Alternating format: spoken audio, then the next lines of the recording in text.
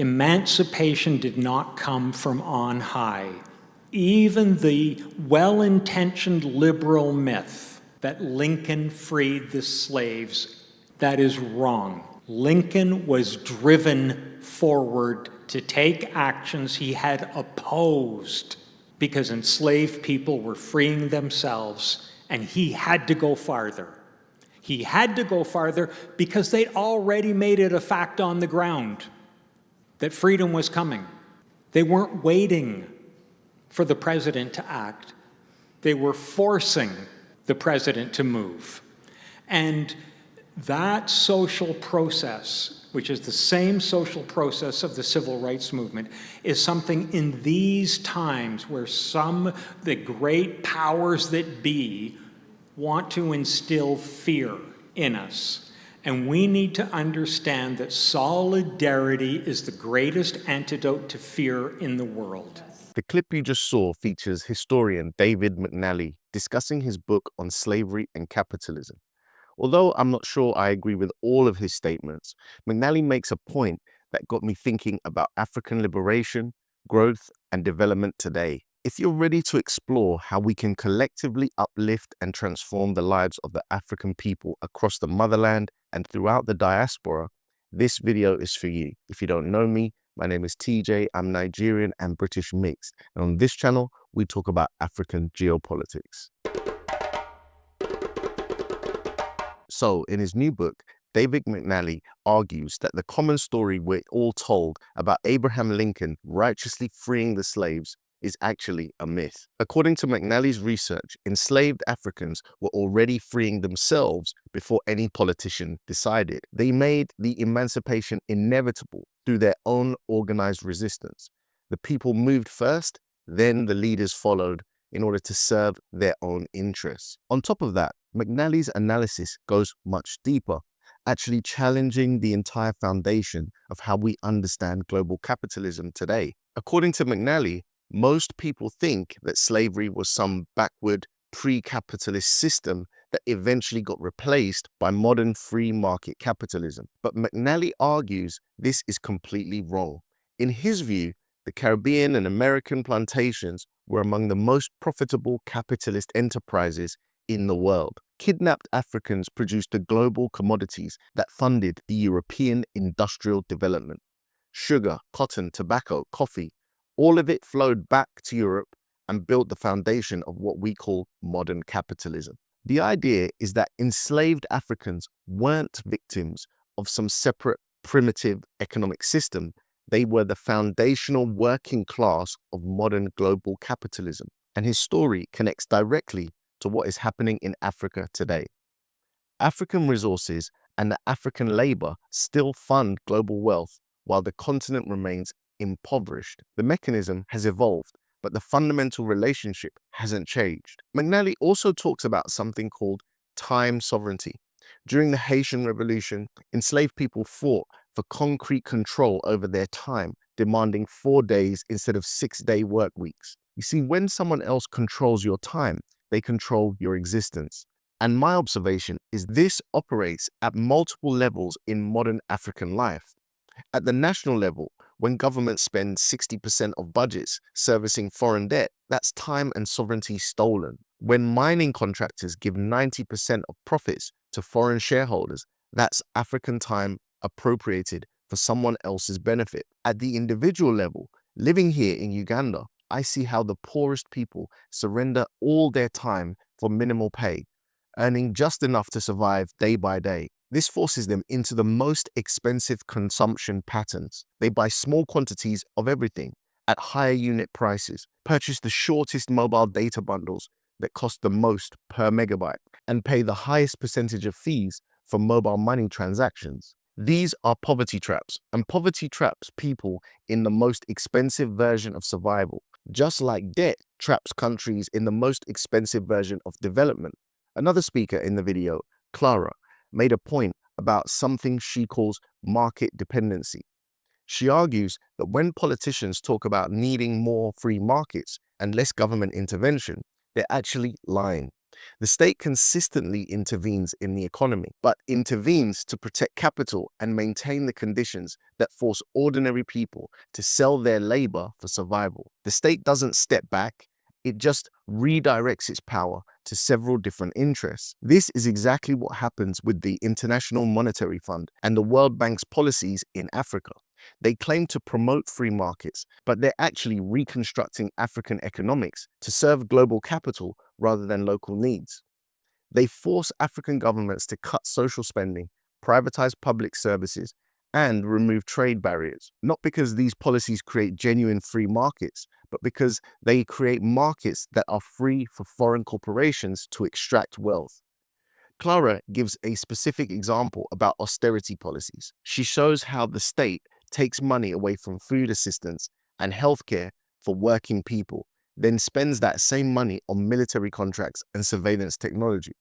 It's not about reducing government spending, it's about redirecting government spending to benefit different specific groups. The same principle applies to structural adjustment programs. African governments are forced to cut spending on education and healthcare, then use those savings to pay foreign creditors and create tax incentives for multinational corporations. McNally also discusses what he calls the systematic nature of elite behavior. He explains that even capitalists who want to treat their workers well are forced by competition to exploit them. The system rewards exploitation and then punishes compassionate leadership. This then helps us understand why individual African leaders often fail to deliver on their promises. Even when they seem genuinely committed to serving their people, they're operating within global economic structures that punish countries for prioritizing local development for foreign investment. When African leaders try to nationalize resources or reject predatory loans, their country faces currency manipulation, trade sanctions, and sometimes even military intervention. The system is designed to make sovereignty economically costly. And McNabb shows that enslaved people understood their power came from the fact that they produced the wealth. When they withdrew their labor through strikes, shutdowns, and escapes, the entire plantation system shook. They had leverage because their masters needed them more than they needed their masters. African countries have the same leverage today. The global economy depends on African resources and African labor. Coltan from Congo powers every smartphone. Cobalt from Congo is essential for electric car batteries. Gold from Ghana, oil from Nigeria, uranium from Niger, all are in massive demand around the world. The global economy would collapse without African inputs, but Africa has never used this leverage collectively. This is where the Haitian Revolution becomes particularly instructive. You see, it wasn't just one plantation that rebelled, it was coordinated resistance across the entire colony. Enslaved people shared information about networks that colonial authorities couldn't control. They synchronized their actions and supported each other's revolts. That's what made them strong enough to defeat the French colonial army and create the first independent Black republic in the world. McNally emphasizes that unity was the key. This is something I talk about all the time on my channel. Individual acts of resistance could be crushed, but coordinated solidarity creates unstoppable momentum. And this is what is missing from a lot of African discussions about African development today. We tend to focus on what individual countries can do or what benevolent foreign donors might provide. But the real change requires the kind of continental coordination that made the Haitian Revolution successful. Enslaved Africans didn't defeat slavery by appealing to the moral conscience of slave masters. They defeated slavery by making slavery unprofitable and unsustainable through their own collective action. Today, African liberation movements must follow the same path. Continental unity won't come from convincing former colonial powers to respect African sovereignty.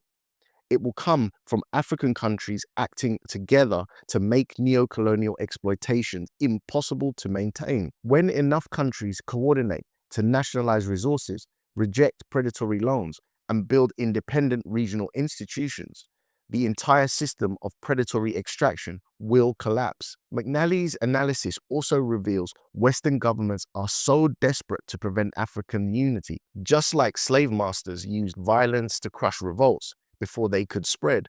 Contemporary imperial powers use destabilization to prevent successful models of sovereignty from inspiring other countries. They understand that resistance is contagious. Success spreads. When one country demonstrates that independence is possible, neighboring countries start demanding the same thing. This explains the pattern of interventions and economic warfare targeting any African leader who seriously challenges Western dominance. It's about preventing the kind of coordinated resistance that McNally shows brought down the slave system. This is exactly what's happening with Ibrahim Traoré forming the alliance of Sahel states with Niger and Mali without asking permission from ECOWAS or Western powers. This creates pressure on the African leaders who must now explain to their people why they're not achieving similar results. When Africans across the continent rally behind Traoré's sovereignty model, their own leaders face a choice: adopt similar policies or risk being voted out or face popular revolt. The historical pattern McNally describes is playing out right now, and this creates pressure from below that forces leaders to respond. When African people express solidarity with countries that choose sovereignty over submission, they're participating in the same kind of network that allowed enslaved Africans to coordinate resistance across plantations and colonies. They're building the continental consciousness that makes unity possible. McNally's lesson from history is clear. The freedom isn't granted from above, it's seized from below by people who refuse to wait for permission to be free. The question is now whether Africa will have the courage to apply this lesson continentally. Because just like in 1863, the leaders will eventually have to catch up with what the people have already decided they want. So I've left a link for the entire McNally video in the description. Feel free to go ahead and check it out. And if you have any thoughts about these ideas, please feel free to put them in the comments. But if you have nothing to say, would it be too much for me to ask you to write the words collective action in the comment section? It just lets me know that you watched the video to the end, you support what I'm doing, and you want me to continue. Thank you so much for watching this video today, and I'll catch you in the next one. Peace.